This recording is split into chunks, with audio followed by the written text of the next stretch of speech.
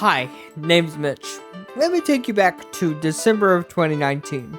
I was a freshman in college taking English 102. We were tasked with writing a persuasive piece calling for change in basically anything we were a part of. Could have been a local community or it could have been a subculture that we're in. Being a disabled person with next to no social life at the time, I wanted to talk about accessibility in video games, which my professor thankfully accepted. I had already turned one paper into a video essay with props remission and had no issue giving this subject the same treatment. Sekiro Shadows Die Twice was a few months old at the time, and for some reason that I still don't understand, this was the FromSoft game to spark the easy mode and Soulsborne debate. I had less than 48 hours to script the video, gather footage, voiceover, and edit it. It is noticeably rushed. I did it all without having finished a Soulsborne game. I hadn't yet decided on a background or how to transition between points, and I made at least one claim in this video that is simply wrong. Simply put, I hate this video, both from a production standpoint and in the sense that my opinion has changed now that I have at least the first Dark Souls under my belt. So, I think it's time for a redo. Here is my experience playing Dark Souls to completion and why I don't think these games need an easy mode.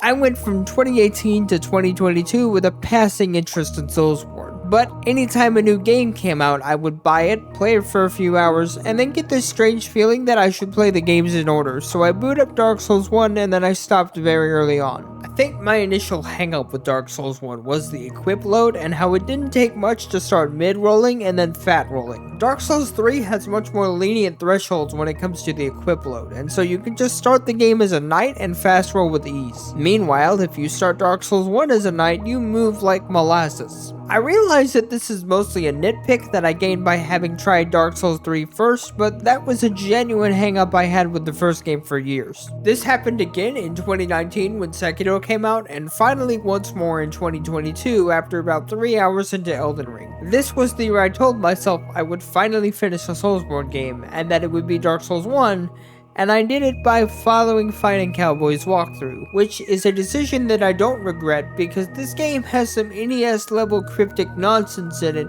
and I'm not talking about the difficulty. So, the footage you're watching is of my second full playthrough. The thing that hooked me the first time and that I still felt throughout this playthrough might be an unusual compliment to give the game. Dark Souls to me feels like everything 3D Castlevania games should have been.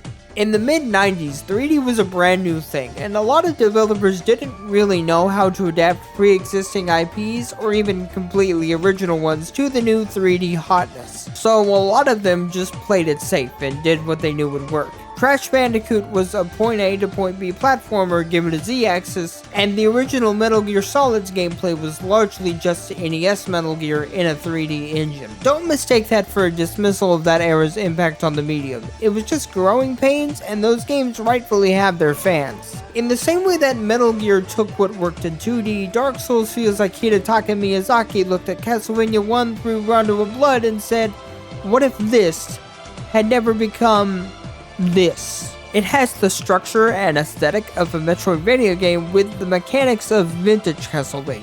Everything from the weighted attacks, the way that mashing buttons will get you nowhere, to the admittedly unwieldy jump that once you make, you're committing to that jump until you land, feels like old school Castlevania played straight in 3D. As far as I could find, Miyazaki has never cited Castlevania as inspo for Dark Souls, but this is what I feel when I play his games. And I thought I was alone in that, but looking around the interwebs while producing this video, I see that I'm not. Imagine for a minute that Dark Souls had been a 2002 PS2 game. Swap the blank slate protag out for a Belmont, Gwyn out for Dracula, and I doubt Castlevania fans would have complained all that much. Simply recording this game was an interesting challenge. When I play a Zelda game for my channel, for instance, I typically play through an area once off camera so I can do it again on camera without hours of footage of me being lost. Dark Souls, however, is always saving. I think the game is hard-coded to save your progress once every 90 seconds even while idle. This meant that I couldn't do a prep run of any area off camera. If I wanted footage of me killing a boss or grabbing an item or weapon I'm going to be using, I had to get that footage on my first run through an area. Sure, I guess I could have run through an area once while collecting nothing and then using a homeward bone, but I didn't feel like it. What I wound up doing was looking up videos to find quick routes through the areas I wasn't comfortably familiar with, engaging in minimal combat. Namely, those would be Sen's Fortress, the Catacombs, the Tomb of the Giants, Duke's Archives, Crystal Caves, and the DLC areas, which I completely ignored in my first playthrough. By the time I was ready to fight Gwyn the first time, I had over 100 hours clocked in, I was exhausted, and I was just ready for the game to be over. For this video though, I had exactly one criterion for myself before I considered my playthrough done, and that was to kill every boss, so I made a point to access the DLC. I wasn't exactly interested in exploring, just finding the bosses, so I did that thing again where I look up videos to find quick routes to the bosses. Was it maybe just a little cheap of me to rush through areas I'd never seen before for the sake of getting this video out? Perhaps, but what am I missing by rushing really? Some items, a soul of a hero, a weapon I won't use because I've been dating the Black Knight Greatsword since Undead Parish, meme-worthy multiplayer items that spam soundbites when I use them. I really don't think there's much to see here other than an albino manticore, a guy whose dog I killed, a black dragon, and whatever this is. Now, I already know what some of you are thinking. But Mitch, there's lore out there. This is the Citizen Kane of video games. Don't you know this guy ate people? Isn't that horrifically fascinating? And yeah, okay, it is interesting, but I don't like how it's presented. Now you're gonna tell me to just go binge Body Video's channel. Well, I did. In the interest of having something tangible to say about the lore, I took some time away from scripting this video to do nothing more than treat Body Video's channel in the same way I would treat Season 5 of Wynonna Earp if it dropped tomorrow. And to be honest, what I have to say about the lore is the same thing I would have said had I not done that. Where is all of this in-game? I know there's item descriptions, and the absolute worst way to teach the player anything about any game ever, loading screens. If you're going to put supplemental info onto a loading screen, at least give us a press A to continue or something so we can read your lore tidbits at our own pace. I realized that Dark Souls 1 was originally made for consoles that took much longer to load than modern PCs do. Also, this critique is not unique to Soulsborne, but getting footage for Sekiro and Elden Ring shows me that FromSoftware still doing this? Stop it. Please. Overall, I have to admit the lore is interesting, but even after consuming it, I still feel as though I shouldn't have to outsource the context as to why I should care about this world, the people in it, or my purpose in it to YouTube videos. And the fact that I have to makes me less interested in it. Maybe the fact that the lore is sort of hidden was supposed to make me curious, but I find that it has the opposite effect on me. I appreciate the work of Body Video and others on YouTube. I'm glad there are easily digestible secondary resources for the lore, but given that this is still how many people learn it, it feels like FromSoftware are almost relying on content creators to tell their stories for them. It's like the narrative equivalent of Bethesda releasing a broken mess and expecting modders to fix it for them after the fact. Does Soulsborne need an easy mode? I'm gonna say no, it doesn't, because mechanically speaking and in terms of player freedom, Dark Souls might just be the most masterfully crafted action RPG I've ever played. There are so many options as to how to build your character and in-game resources with which to go about killing things that I believe there are enough playstyles here to make the game fun and accessible to just about anyone. The problem from where I'm sitting is that Soulsborne elitists, I like to call them sun-pilled, are so loud and insufferable that they've convinced you not to use them, and it's people who either can't or simply don't have fun playing it the sun-pilled way, i.e. naked with little more than a toothpick for a weapon, that think they need an easy mode. Do you enjoy running around Lordran in a thong with the same weapon you started the game with? Is that your idea of fun? Understandable, have a great day. Are you telling others who don't find that fun that they're playing the game wrong? Congratulations, it's attitudes like yours that cause new players to give up or even scare them away from these games.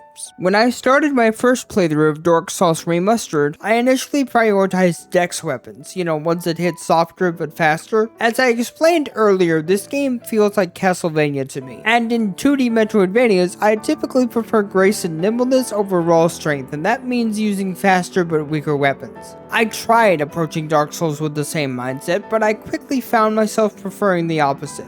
I ended up finishing my first playthrough with a fully upgraded Black Knight sword, the one-handed version, the one this knight wields, and in Havel's gear minus his great shield because I like me that stamina regen. For my second playthrough, I wound up with much the same setup except for Lightning Spear and the Black Knight greatsword. By the end of both playthroughs, I hit like a truck and could take a hit from a truck. In fact, I wound up killing all 4 DLC bosses, which I hadn't fought before preparing to make this video, on my first try. Some of you will look at this footage, hear what I just said, and think, good job, Mitch, you played yourself. You robbed yourself of satisfaction because you were never on the verge of ripping out your hair fighting these bosses. And to that I say, you do you. You play the game how you want to, and I'm gonna do it my way. Both of which are valid because we're both using resources that are in the game unmodded and we're both having fun. Before I make a case for accessibility, I have to set the meaning of that word straight for the purposes of this video. For most of the presumably able-bodied target audience, accessibility means how many people can this game reach. For people like me, it means can I play this game without getting early onset arthritis? Personally, the answer to the latter question is yes. With just my left hand, I can reach all the buttons no problem, the gameplay is slow and doesn't force me to do too much with my hand at once, and at the risk of stroking my own ego, I am damn good at parrying. Some of the default button configs feel unnatural to me. The right bumper and trigger aren't attack buttons in this house, they're the 2-hand toggle and Estus button respectively. Attack buttons to me are X and Y. Lightning Spear was fun to use, but awkward at first. It's effectively a consumable throwing item in the same way that black firebombs are, so using Lightning Spear with the same button that swung my sword took a minute to get used to. The thing I said in my old video that was straight up wrong, by the way, was that none of the original trilogy have internal button config and that I had to rely on the Seam interface. The original release of Dark Souls 1 had none, and neither does Dark Souls 2, Scholar or Vanilla, but Dark Souls 3 and every other FromSoft game on PC does have internal button config. I showed Dark Souls 3 on screen when I said that it doesn't, and yet it does. This is what happens when you produce a video in 48 hours. However, you shouldn't take what you're looking at as a universal disabled experience playing this game. I know someone who deals with cerebral palsy much the same way I do, but on his left side, and he couldn't reach the left trigger to parry attacks, nor find a comfortable replacement by remapping it. I have an Elgato foot pedal beneath my desk, and I tried using it as a parry button to experiment, and yep,